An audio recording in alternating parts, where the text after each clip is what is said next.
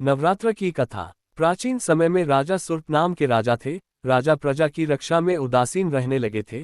परिणाम स्वरूप डौसी राजा ने उस पर चढ़ाई कर दी। सुर्त की सेना भी शत्रु से मिल गई थी। परिणामस्वरूप राजा सुर्त की हार हुई और वह जान बचाकर जंगल की तरफ भागा। उसी वन में समाधि नाम का एक बनिया अपनी स्त्री एवं संतान के दुर्व्यवहार के कारण निवास करता था। उसी वन में बनिया समाधि और राजा सुर्त की भेंट हुई। दोनों का परस्पर परिचय हुआ। वे दोनों घूमते हुए महर्षि मेघा के आश्रम में पहुंचे। महर्षि मेघा ने उन दोनों के आने का कारण पूछा तो वे दोनों बोले कि हम अपने सगे संबंधियों द्वारा अपमानित एवं तिरस्कृत होने पर भी हमारे हृदय में उनका मोह बना हुआ है, इसका कारण क्या है। महर्षि मेघा ने उन्हें समझाया कि मन शक्ति के अधीन होता है और आदि शक्ति के अविद्या और विद्या दो रूप है। विद्या ज्ञान स्वरूप है और अविद्या अज्ञान स्वरूप। जो व्यक्ति अविद्या अज्ञान के आदिकरण रूप में उपासना करते हैं उन्हें वे विद्या स्वरूपा प्राप्त होकर मोक्ष प्रदान करती हैं। इतना सुन राजा सुर्त ने प्रश्न किया, है महर्षि, देवी कौन है, उसका जन्म कैसे हुआ। महर्षि बोले, आप जिस देवी के विषय में पूछ रहे हैं वह नित्य स्वरूपा और विश्वव्यापिनी है। उसके बारे में ध्यानपूर्वक सुनो। कल्पांत के समय विष्णु भगवान क्षीर सागर में अनंत शैया पर शयन कर रहे थे। तब उनके दोनों कानों से मधु और कैटब नामक दो दैत्य उत्पन्न हुए। वे दोनों विष्णु की नाभि कमल से उत्पन्न ब्रह्मा जी को मारने दौड़े।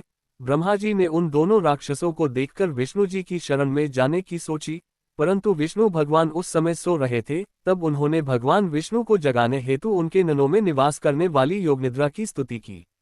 परिणामस्वरूप तमोगुण अधिष्ठात्री देवी विष्णु भगवान के नेत्र, नासिका, मुख तथा हृदय से निकलकर ब्रह्मा जी के सामने उपस्थित हो गई। योगनिद्रा के निकलते ही विष्णु भगवान उठकर बैठ गए।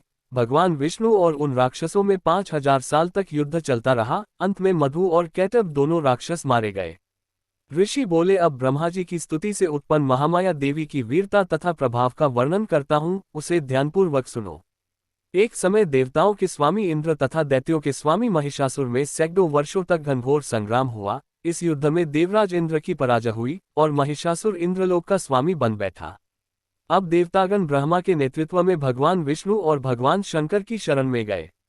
देवताओं की बातें सुनकर भगवान विष्णु तथा भगवान शंकर क्रोधित हुए। भगवान विष्णु के मुख तथा ब्रह्मा जी और शिव जी तथा इंद्र आदि के शरीर से एक तेज पुंज निकला, जिससे समस्त दिशाएं जलने लगीं और अंत में यही तेजपुंज एक देवी के रूप में परिवर्तित हो गया।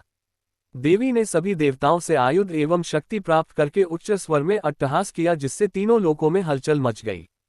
महिषासुर अपनी सेना लेकर इस सिंहनाद की ओर दौड़ा। उसने देखा कि देवी के प्रभाव से तीनों लोक आलोकित हो रहे हैं। महिषासुर की देवी के सामने एक भी चाल सफल नहीं हुई और वह देवी के हाथों मारा गया। आगे चलकर यही देवी शुंभ और निशुंभ राक्षसों का वध करने के लिए गौरी देवी के रूप में अवतरित हुई।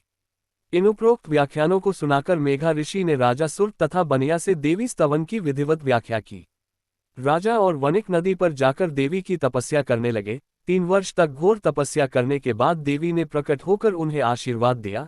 इससे वनिक संसार के मोह से मुक्त होकर आत्मचिंतन में लग गया और राजा सुर्त ने शत्रुओं पर आक्रमण करके विजय प्राप्त करके अपना वैभव प्राप्त कर लिया।